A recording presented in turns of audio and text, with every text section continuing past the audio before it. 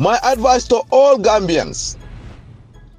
ntengal congratulate le tumo min al fintita al tata tombondirola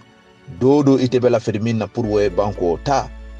ala nata bendi minu bela firin adama barola wol nata banko ta siya kamma ko wol ta le siyata woto na ko lata o nyama nga tu ala bulu nga lonko ni ala laftanum pour mo koten ay tambi mi manke adama baroti woto ka fol beba tala ka amari nyin sembentu yala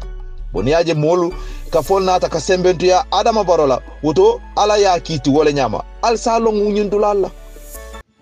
woto minu kalo ka kurukurol ke ko ali finti ndesan ngo video minje mbala faale de ye dindungol muta ke landi pikopol kono young boy sol min yalla ko samo itolom fichoti dolbe ala kola be jikirin dindungol la parce que ntol mimbe kerin tolbe positiono minna jandi next 10 15 20 years wo boy sol ni wolbe commencer rol commander la ibe commencer la munna iba fala ibe commencer ro kala ntol la ka fogo na datol so ibe ntol mutala ntol mu datleti bi ntol fele kan alfa nyol muta wol mu datol leti next 20 years eventual fana mutalantul we are there that people already alpha lom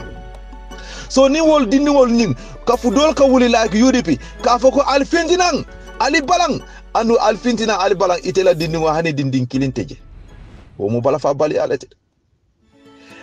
atol lebe sonani nyina ha ale dindi wandi dindi ngol fintindi wole vesol tisatol dung ka finti parali ye muta sai wo dindi ngol nyinu ngamusu doje ndesana iba muta kanne iba pus kanne muso ndesan because mono alifinti ite fango mimba fala alifinti ibe lora kon killing ye koma jibe nyaato jibe ima moje doron ibe palantero koma doron ibe yo fero la banta ima moje doron yela mobile digi alifinti alkana song malo nyi ye result sol rejectle mimu manke tonya komoti ngo sa Gambia de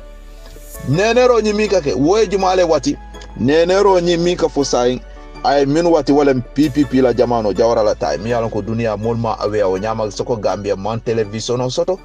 communication is very dull radio Gambia fango passe fango bosse nkolu bukala moy bara kabiring epi asila regime nata ya jemela on leadership tele sotota radio ya la fenkol be S10 jiates fango a joint satellite so kol mantara mabori wo nenero minka kenu PPP regime wo sa ante kenola ite katawu kalo sa munom ite ka jumanyo le nene dindingo min man o communicationol min malon ani alfalu min be santo ani nañol min be santo mi alon ko wolman time soto nyin communication ko la alka wolle nene woto mbe min fola man satalla manke hanamadi ngoti man satalla manke moti mbe min fola nal tawta ali problemo nati ha samate diala de parce que man satalla ni te lafta ka complaino ke kula ko munatina nyimbe kala man satalla asonta kuye ke mingena garawta itebe minje kanne Gambia yalla bi fele maybe iko ibe demonstration o kala wala dolu be balam baya yitandila ka finti ka kalabante yake alkana song ngiri sorso yari jekle ale wandi dingol findindi ibita do lipala isita do nyaatay isita do bulokati isita do barama jaw diala especially youth solu alisi ali tenkum ni wo kanake tonyero kama ite mi wandi dingol fintindi itata ye montorata nener kumo kama andu itela dingol wol protect le dol fangi dingol be Europe dol fangi mi kadiamo fang wol be Europe fang la mantara Africa e mantara Gambia de bari ba fala finti al kana son atol lebe sona nyina nga finti is badi nga finti andu ite be Europe nga finti de ibe Europe sa nga finti wo minu be Gambia ye song ye dung ye fandundi setan silola ha ali finti sa ni te fintita number 1 mbeba fala banko koliata tenkumo be keri nyaawnya molbe bataringa sa tolbe loptanol kono yo ani minu be sokono mi anoko every week ike samba loptanol kenati cheba ya kamani jata kende ya balia wo be keri sa nale tuli fitno kurukuru mi yaloko sa fondinke min be kende yaring sungutol minu be kende yaring ha woli eta fitno e malanan ye dol bulo kati yedol keso yedol barama yelobe bonna yedol singol kati say yewol mol muta dolbe fala ni minu fata wol ka alhamdulillah wol ibita ka wol bade bare minu yala ko wol be barama jaw wol inita munela ke samba loptano and loptano sasa tolbe je mi yala ko wol there already is full so ni nyi mol na taka kafu mi yala ko wol jata kendele bela but munna instant baramoro wala soteto fitna dunia ko dorong an instant sasal instant garawrin dangerous problemo ni wol tata ka kafu loptano to so mbita minto ani mune be kala say fo altewo be mira la bon bare wonak wotati na la masata la sonta ku min gana garawta al ntol mbeñi min fo kaneten bare wo malu mi o baroke ala me bula ye kanade ala me bula ye kana ala yanga kati jaw bale la wol molla bare ibake ka wato mina ala be sirin ne tekke jibe wo kamita ni wala ntolu nyanta jelale ko mansata la manke hadama dingoti amanke moti de atemu afansu mansati mi yaloko amam bala jato soto kontol nga soto nyamin lahu zat laysa kazatina nam mansata la amam bala jato soto kontol la bala jato be nyamin al siwolo parce que hanamadin mansata la ni hanamadin mankuto wole bala tenun ku jama kake ate sonna bare mansata la mum man soleti mi yaloko adamma alimatunga ashabul ukhdud la history natalia ashabul ukhdud dinka tiolo niaje ye tola dinka tiolo ye dinka bale sing dinka ba katangol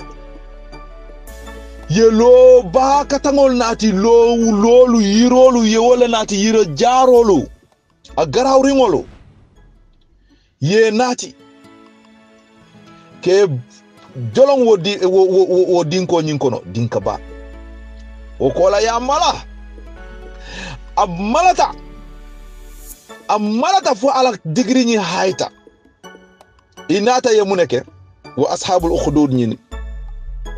itata ye fondinkel muta limaniya molu muslimolu musolu dindingol madama wol be groupe l'économie sonta mansata lala itata ke mutana kenati kiningo kule ye nati ye kaja fi ye jelay ye nang ye fay ye cika ye fay wo dimba kono ibe lorin ka jele amari ye wurije ay firije ay wurije fo ay tenkunde match masatala be lorin ke jibe afango ko masatala afango ko de ako abe seriaring ibe manya minna muna wo manya natrante aliha ndelebe en chachiring sembola kun fa kuno ala yo dintela nyimolu ndiamote siala natara ibe kanala le mo kili jolonje ate flanyango sila wala sabanyango ate tambila wala mbe fonyole yamarla ayna nyimol muta ke firi fo santo ke euro nandi ke be jurumaje ibe janije bara mansatala ay wono le misi atawti bara ako hanide ako ate fango be lorin ka sedia ibe nyimanya minna andu ibeni mol minu janni ndikanten ke jani fo yake se butoti fo yake chembo ila kuloli yake chemboti wol bol wo mu atela jong tendo lati min ko wollata ate fango alala ye so bini ni karolo mbi nte nsafo ko mare mura na sonta ye nyinu ke andu nyinu wol be sonding itela andu itela kole yatina ye ibe janela ibe halaki kanne itela kole yatina mura na sonta wala nyatara sai ni nyini kar kulom bada mansata la ko ate ni mote discourse la ate fengo ay minke fana akomo nyini kari ta kono ha yalon tol bi ni bi la fala ku ke la sama ha ni ngati nyaro ke mansa sinkitindi nsita collectionner nsita jo kiti dulato jojol zen nyini ka waye nyinke bal mansata la amo soto de bare sai wa ashabul ukhdud dinka tiol min yalon ko wo dinko nyin dimba ye wole mala fo akjan afak Allahu akbar ika wo molu limani ya molu muslimol min sonta alala wo jamano la ika wolle mutanan kilin wo kabilol wo society min sonta mansata lala ika wol mutanan kilin ke jolonde hani muso na dingo fango ika mutanan ka jolonde ibalaw man fafan mansatala be lorin ka jibe woto min be mon mobilize kan ne Gambia kamol fintindi ka wandi dingol trouble andu ite dingol ite sonna yetaje ila muso ite sonna ayetaje ikoto te sonna ibarin te sonna ite be sila ka fogo wandi dingol woli yetaje nyaltey ibalote fala mansatala fana be jibero la de isalon fana ifana yomun bi yawmin ita fana binala la de abinala nyami wobe alale bulude fo abelangino le kala ifana idingo ay finti ya so muro la ka fa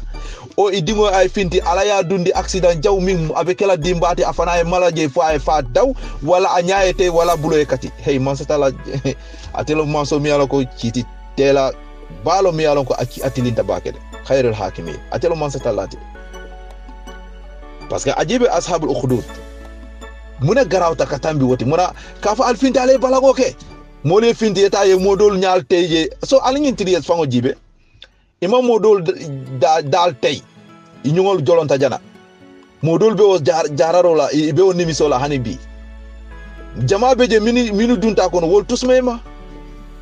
woto nimbe kukula ngabala fa Gambia nolye especially do balu mini yalon ko wolbe Gambia na manta leberesiala abuka depanso bondino na man finti rabaraba yalo inka wole fo rabaraba na manta rabaraba